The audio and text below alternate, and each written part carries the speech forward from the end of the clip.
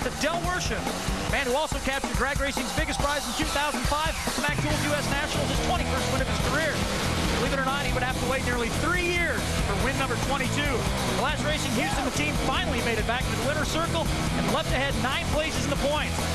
The road since their U.S. Nationals win has been rough as this young CSK team finally found its way. It's Chuck, it's Del, they're here, and it's on NHRA race day.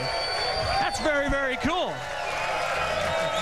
Great fan support for Chuck and Del, always one of the fan favorites. But Del, I got to ask you, 55 races since this team had found the winner's circle. What did that win mean? It meant just an unbelievable amount to my dad and myself. We, you know, I was hoping that the last win of my career wouldn't be the U.S. Nationals in 2005. It wouldn't be the end of the world, but at some point I thought this team will win again, and we just completely rebuilt it, and this year got it back together. Well, Chuck, I want to ask you, we're here in Vegas. I got plenty of bowling knowledge, and we know how you love to bowl. But I got to ask you one question. I saw Obama bowl a 37. Can you vote for a guy that only bowled a 37? Not in good hope, no. Chuck, you recently, despite having some surgery, were able to come back and collect your first 300 as we take a look at your bowling alley at your place, isn't That's it? our shop, yep. How were you able to do that, especially after the surgery? I had a good doctor who was real good, and my lower arm's real strong right now. I can't do very much up here still, but like I'm a couple miles an hour faster, which shows on the lanes. Well, the 300 was nice, but that win certainly had to mean something to you too. Oh yeah, it was. You know, you wait, and you think it's going to happen, and going to happen, and going to happen, then it doesn't. And after a while, you start thinking you forget how to do it. And we just proved we still know how to go racing. Well, Del, I want to ask you a question, though. I mean, you know, your car was struggling with consistency going into that race. Then you get on a racetrack that's probably one of the trickiest racetracks we've seen, and you had a bracket car. I mean, what did you guys find? You know, we really didn't find anything. At the beginning of the season, we just rebuilt this whole tune-up, and we tested well. We tested really well. I came into Pomona with confidence like you wouldn't believe and just miserably failed there.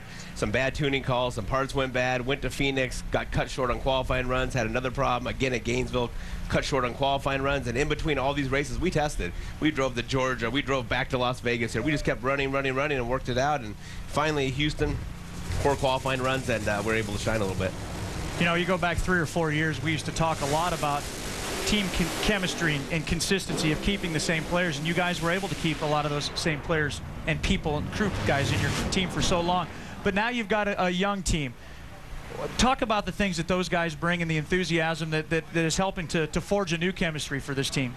Well, these guys are all, they're willing to learn, you know, and our early guys last year were real good, but guys get set in their ways when you start getting older and they start getting ideas from other teams, and drag racing is the thing where you do your own, do it yourself, and these guys here are willing to learn. They're doing a good job of getting the car together every time. These guys are so young. I have a little story to tell. Not one of these guys on this team, definitely none of them knows that Ed McCullough ever drove. They probably don't know Mike Dunn ever drove, and they don't know who the Raymond Beadle of the Blue Max is, but they're young kids. You saying I'm old? And when we won the race, no.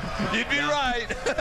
When we won the race, when we won the race, they didn't know what to do. They didn't know what winner's circle was. Shelly Anderson had to give them, they were just driving around the pits. I'm like, follow Greg Anderson. He knows where he's going. It was really cute. It was really fun. They're young guys. They have a lot of energy, and they're really excited. They pump me up.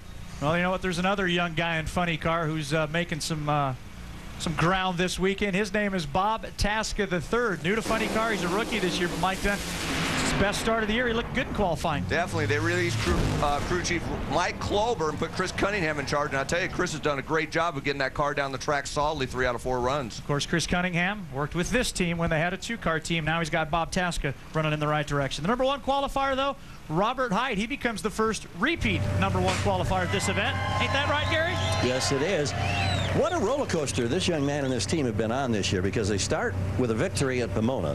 They get to the finals, but lose in the finals at Phoenix, get knocked out in the first round at Gainesville, and then don't make the show at Houston. You're back as the #1 qualifier, Robert. Now, are you feeling confident that you and Jimmy Prock and the team are getting things turned around, or are there still uncertainties about this new car you're trying to dial in? Well, I'm definitely more confident, Gary, going in today than I have been any other race this year so far. We've been down the track all 4 runs, and we took one huge step backwards at Houston on Monday testing and took a bunch of clutch away from this thing. We had a clutch in it that would run mid-460s like we did last year. We don't need to be doing that right now. So I have the most confidence in Jimmy Prock. He's done an unbelievable job, and we're just sneaking back up on it and feeling really good about today. And a chance to settle the score with Jack Beckman, who beat him in the finals at Phoenix, because that's going to be his first-round opponent. Thank you, G-Man. Well, I want to ask about the matchup to watch. We're looking at your matchup with Ron Capps in that first round. You had a great run in the heat, but Ron came back in that last session with that 488. How confident are you feeling about your chances today? It's going to be a very good race, and I'm sure it's going to be won or lost by inches, and you just hope you're on the winning end of that. He's very hungry. We all know Ron is used to winning quite a bit, and at this point in the season, he hasn't done too much. So we're just going to go out and just run as hard as we can and run down our lane. I hate to say it, but we'll just do the best we can and hopefully come out of the winning one of this one. I've got 3 daughters at home. They've known their father on TV, so they don't think it's a big deal. You've got a couple of daughters that have known you as a race car driver, but they don't know about you necessarily being in the winner's circle. I understand they've pirated your trophy. They have. It is right in between their 2 beds. You have twin daughters, and it's right in between, and the medallions between it, and they are, when we did most of our winning, they were just under 2 years old. They keep asking, when are you going to win again? And finally we did it, and they're cherishing it. Dalen Madeline, hold on to that trophy. Chuck, it's Del Worsham. Thank you guys for joining us on NHRA Race Day this morning, and best of luck later.